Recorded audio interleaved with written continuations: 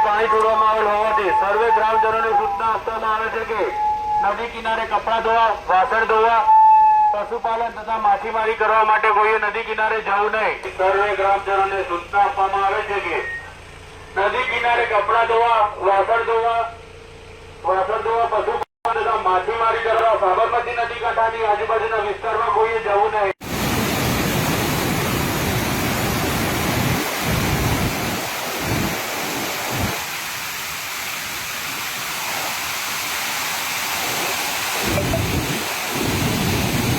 સરોઈ ડેમમાંથી વરસાદી પાણી છોડવામાં આવેલ હોવાથી ગ્રામજનોને સૂચના આપવામાં આવે છે કે કપડાં ધોવા, વાસણ ધોવા, પશુપાલન તથા માછીમારી કરવા સાબરમતી નદીની અંદર કે નદીના આજુબાજુના કાંઠાના વિસ્તારની અંદર કોઈને જવામાં આવવાનું નથી. Bureau report VU network powered by સે solar. Solar energy easy for you.